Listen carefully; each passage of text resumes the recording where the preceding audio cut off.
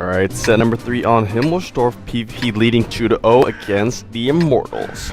Yeah, and well, yeah, they're going with that heavy tank setup. The Immortals going with the heavy tank setup, and PvP side going with a pretty heavy tank setup, except that one T69. Yeah, it's just Ice Water with the T69, yeah. But you know what? It's just the Immortals here taking a wee bit of a risk. Yeah. Even in their tank selection, because they sacrificed an IS-3 for an MX-50. Yeah, so honestly, they just want to go with that extra firepower from far away, but I'm not sure this is the wisest choice considering the map. Yeah, honestly, I would have gone with either even a T32 or an IS-3 over that extra MX-30. Usually their setup is two 50-100s and two IS-3s with a T32. Yeah. That's their usual setup, but something tells me maybe they're going to attempt something. It looks like they're going to go for Western push. Yeah, and they right have now, been spotted. Yeah, PvP though really spreading out. They have pretty much all 4 of the heavy tanks kind of in a U formation in that southern end, and they're actually sending up their T69 and a T1 up the hilltop. Yeah, indeed, that's pretty wise coming from PvP. Actually, I really like that defensive setup. Really gives no room for the Immortals to push in. Well, at least there's not going to be any surprise whatsoever as a sneak attack. And if they try to come down that west road, that Western Railway, they're just going to walk into a trap again. Yep. Yeah, PvP should have more than enough to actually defend that. Indeed. So Ace Water here with his T69 making up this hilltop. No members of the Immortals are on that eastern side right now. And not even at the base of the hill as well, right? So it's wide open. I mean, obviously the PvP players can't know that, but everybody is just like concentrate on that railroad to west. So if PvP actually realizes that once they realize no one's on this hilltop, they could utilize this and push down on that side and get into cover, down the hilltop. And look at that now, PvP sending one of the T1s as well to the northern side of the central park. Yep. So yeah, they're just really spreading it. Like in terms of map sort of coverage, PvP definitely have like I'd say like a good 3/4 of vision.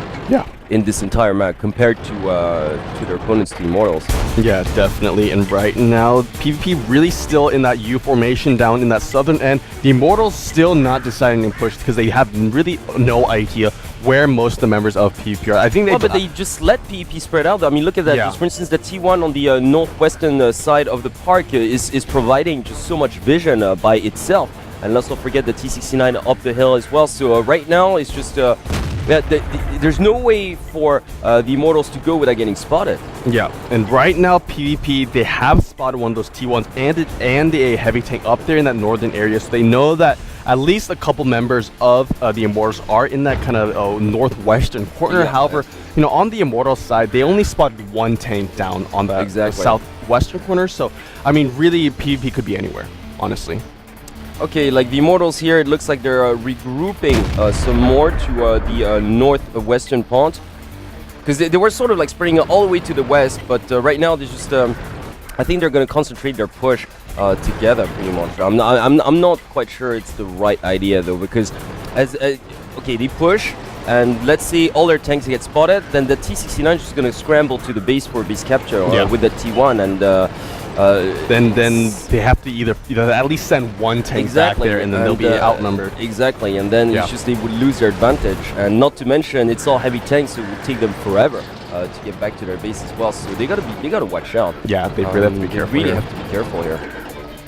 So the Immortals, they want to push.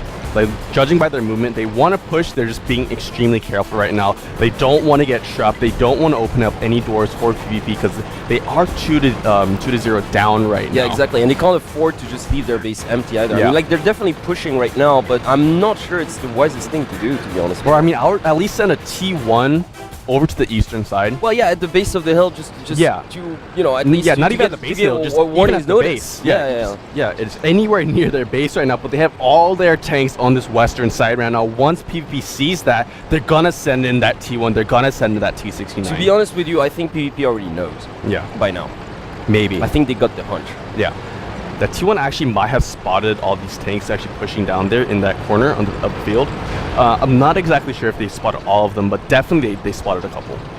And look at that, those IS-3s really rolling out strong here. Yeah. I'm not really sure what... I mean, they're definitely going for a strong push, but look. Oh yeah, look at that. And PvP is just definitely going for that capture again. It's so predictable. It was bound to happen.